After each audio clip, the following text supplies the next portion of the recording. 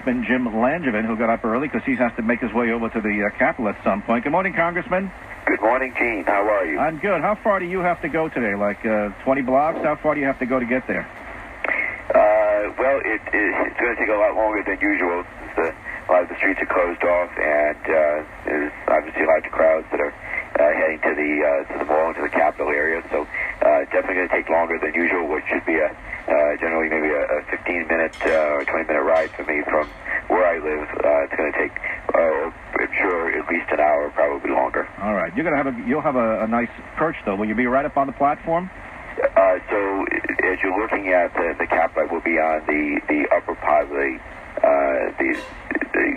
seating area, and so not right on the platform itself, but up several rows, but close enough. All right. Some more serious questions. You're going today, and so is the rest of the congressional delegation. You're not joining with those almost 70 other Democrats.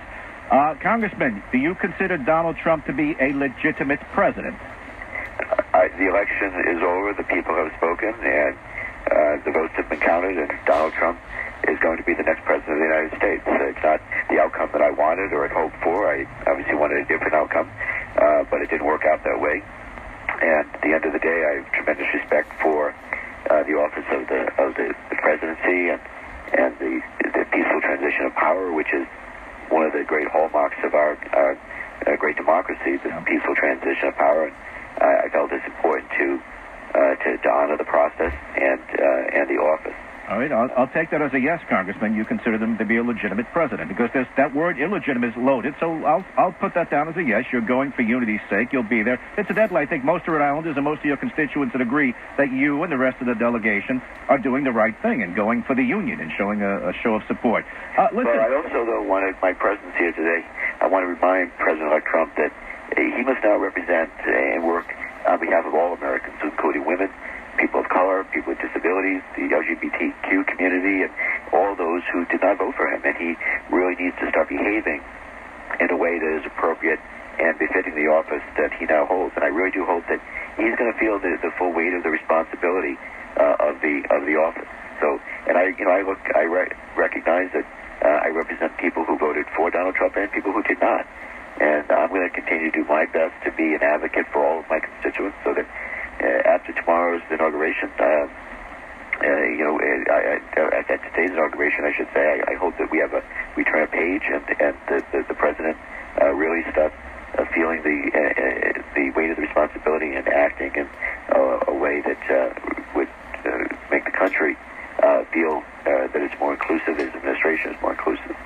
But at the end of the day, I'm here respecting the process, but I will say this, I'm flying home also tomorrow to offer my support for the Women's March in Providence, so I'll be attending that event as well. Okay.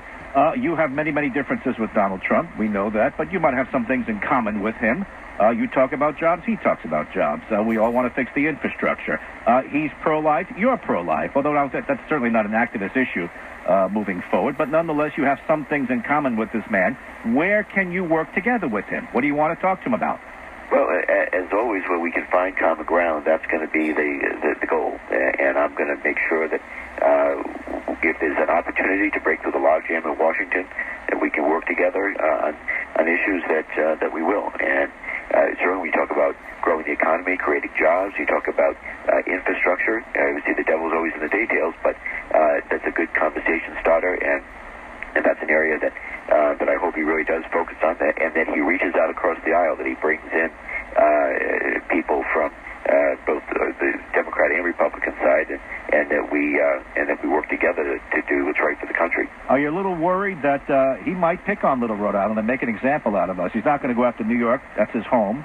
Might not go after California. That's a big, big state to take on. But a place like us, he sees Governor Raimondo's not going. He sees other things, Democrats in charge over here. Are you a little worried that he might come after us in some way?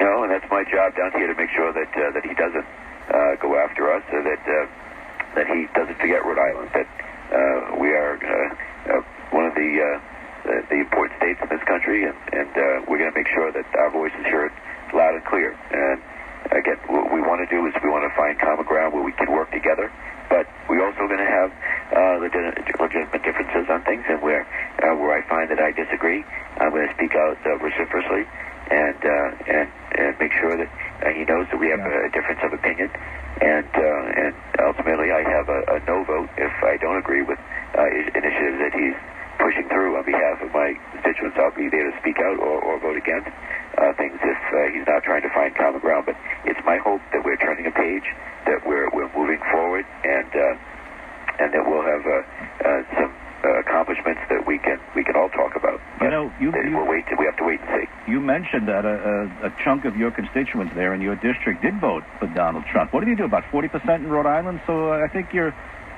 savvy to remind yourself of that. There's a lot of people in your district that went for Trump. If you look at that map, it was kind of around the Bay, in the urban areas. You went Democrat, but out in those suburbs that you have to get to, that's red territory.